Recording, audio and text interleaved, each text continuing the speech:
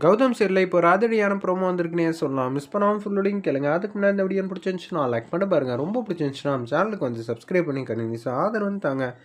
இந்திரா வந்து யோசிச்சிட்டே இருக்காங்க.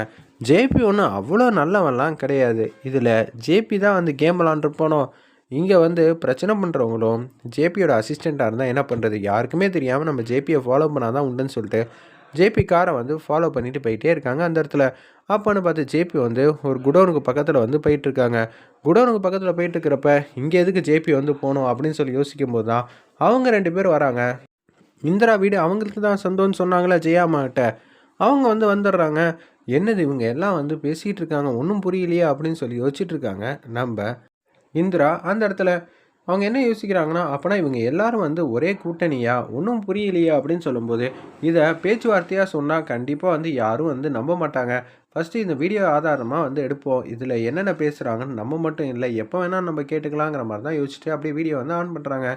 நேத்தி நீங்கள் சும்மாக்காச்சும் வந்து இது மாதிரி கோர்ட்டில் வந்து கேஸ் போட்டேங்கிற மாதிரி சொல்லிட்டு போனீங்களே, அதோட ரெஸ்பான்ஸ் நல்லாவே தெரிஞ்சிச்சு.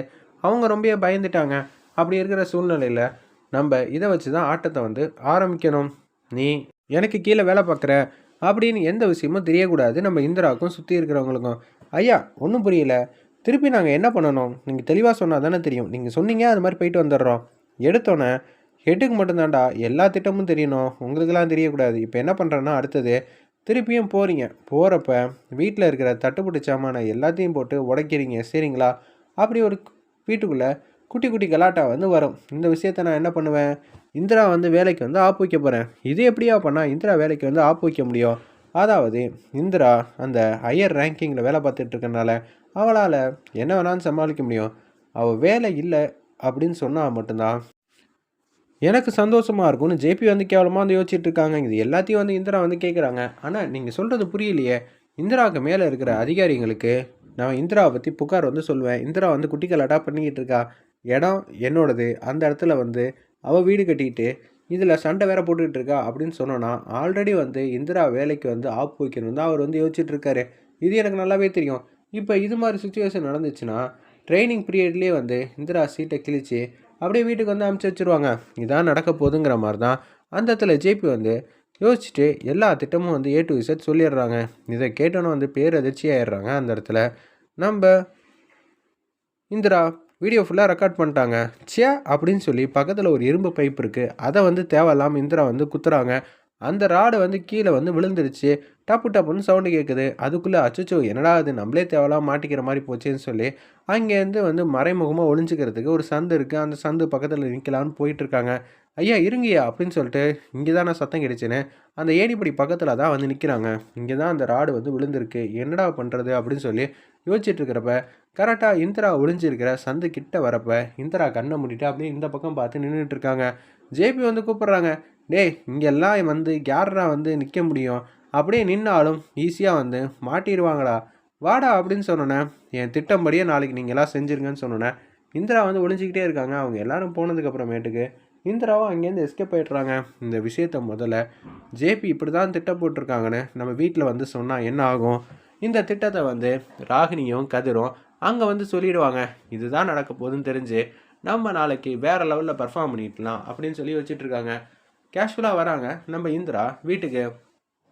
அத்தை நீங்கள் எதுக்கும் கவலைப்படாதீங்க, நான் பார்த்துக்கிறேன் அப்படின்னு சொன்னோன்னே ராகினிக்கு வந்துச்சு பாருங்க கோவம்.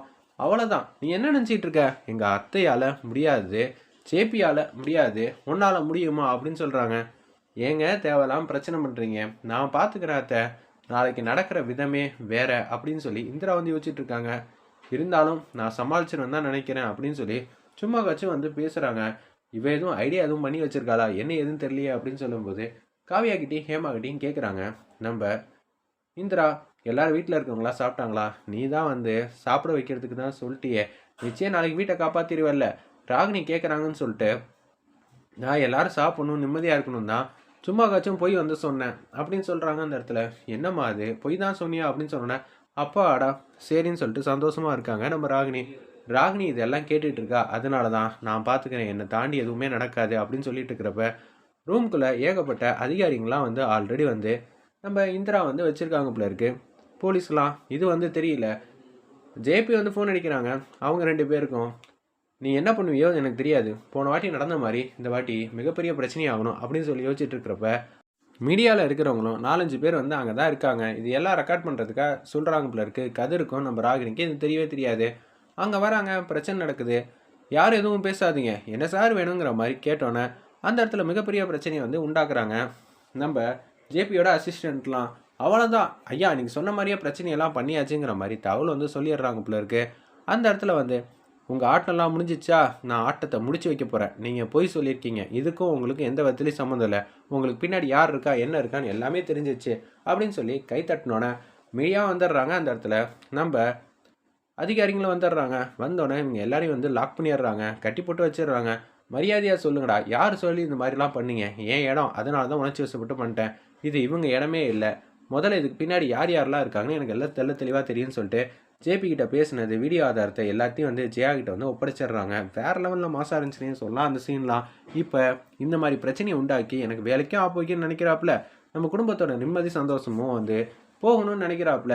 எல்லாமே வந்து ஜேபியோட முகத்திரையை வந்து கிழிச்சிடுறாங்க. அந்த இடத்துல ராகினி வந்து மூக்கு மேலே வரல வைக்கிறாங்க. வேறு லெவலில் எக்ஸ்ட்ரா நிறையா இருந்துச்சுன்னே சொல்லலாம்.